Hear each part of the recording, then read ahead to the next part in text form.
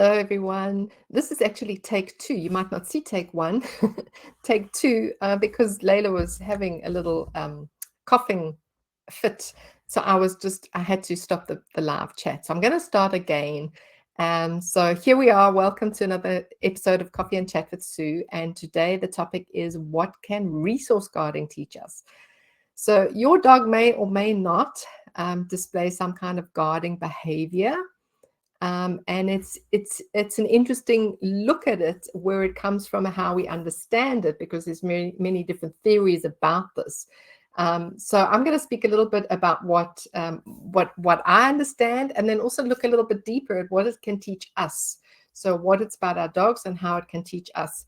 So this came about because I got an email. I'm on Sarah Whitehead. She's a lovely trainer in the UK. I'm on her mailing list, and she wrote about her young dog. She has a young Spitz, and she wrote about her young Spitz has guarding tendencies, likes to resource guard her things, and she evidently she'd found a plastic thing that it was a sharp plastic, I don't know what it looked like, straw kind of thing, but it had sharp ends on it, and she brought it to Sarah and sort of placed it right in front of her to show her, to say, look what I've got. And Sarah glanced down at it, and straight away the young dog sort of put herself over it, as if to say, it's mine. And Sarah recognized the body language, and instead of grabbing to, go and get that, you can't have that, that's dangerous, even though she recognized that it was, she played it really cool, continued to type on her computer, which she was doing, and then gently got up, and after a few moments got up and walked to the kitchen and went to the cookie jar. And of course all the dogs in the family came running they heard the cookie jar, so they went running there, got the cookies out the cookie jar, and they each got one. And then Sarah got a chew, so some kind of chew that each dog could have, and gave them each one, and they went to their beds and started chewing their their treat. And Sarah then gently walked over, picked up the plastic thing, and disposed of it really subtly so that nobody saw. So I think a beautiful way of handling it, and certainly one that I would encourage people to do the same. So don't get into that battle. But what Sarah brought up, and what got me really contemplating about this, was she said, we as people, as humans, are also resource guarding. We tend to think that dogs are very guardy about their things. And yes, indeed, it is a trait of canines to guard things, sometimes for specific reasons, like a lack of resources when they were young. So perhaps there was too many pups and not enough food. Perhaps there was other dogs in the group, in the pack, that were that used to get to the resources first, and this little dog perhaps didn't get them so much. I also find it a lot in dogs that come from sort of the streeties, the ones that come from the Eastern European countries that are rescued, that have been living on the street for a while. They tend to have a lot of resource guarding, and understandably why, right? Because resources are probably very few and far between.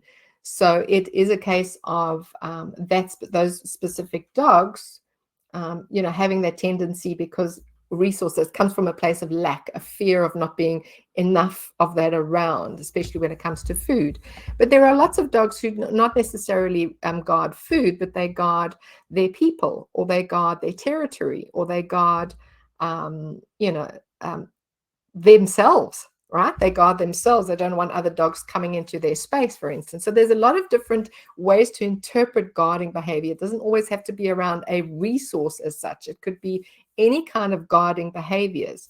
But as Sarah points out, that we are, as a race, as a species, also very guardy, right? We tend to, this is mine, this is my house, my car, my family, my thing. So we also tend to have these guarding tendencies. Again, some, like in dogs, some is stronger than others, and it could be due to an experience. Could be that you came from you were brought up in a family or in a circumstance where there wasn't very much, and so you learn to treasure and guard what you do have, because it's well earned now, or something that you've put a lot of effort into getting.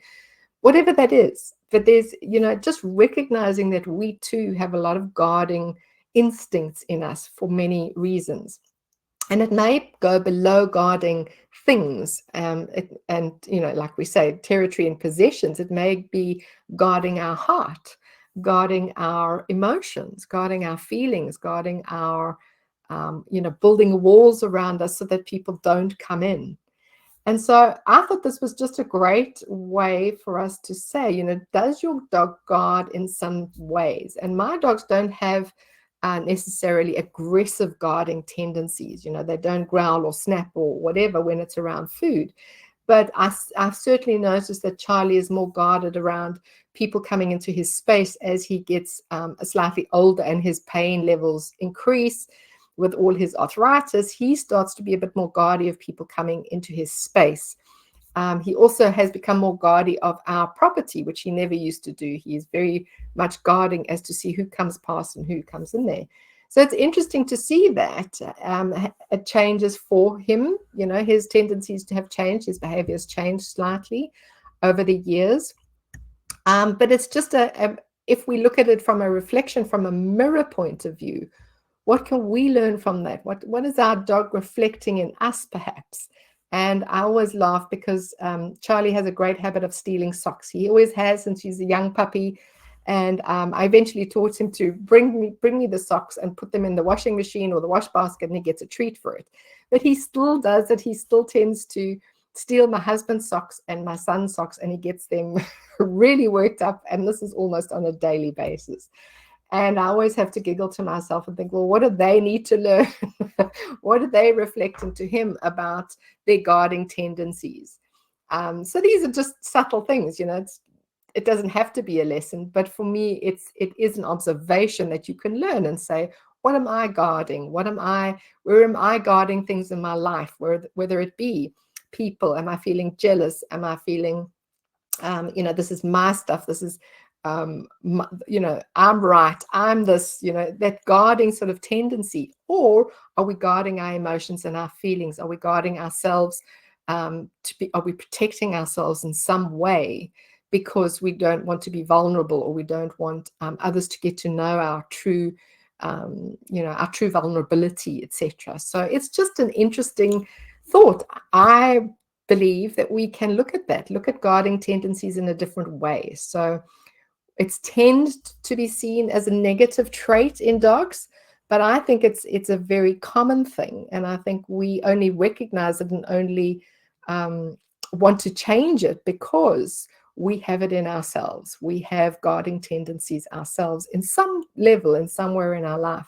So that's what my invitation is to you this week, is to look at, does your dog tend to guard anything at any level? Or how do you see guarding behavior? How do you judge guarding behavior in dogs, your own or other dogs? And is there something that you can learn? Is there something that it may be reflecting in you? And it's just interesting, right? We can do what we like with that information. We can ponder it. We can contemplate on it, or we can just, just take it for what it is. So that's my invitation to you, lovely people. Enjoy your week. I see Anna's on. Hi, Anna. I hope you have had a good start to your working week this week. I know you're back at work this week. So yes, everyone, go out there, enjoy your week, have a wonderful time, and perhaps this message may or may not speak to you. Have a wonderful one. Cheers for now. Bye-bye.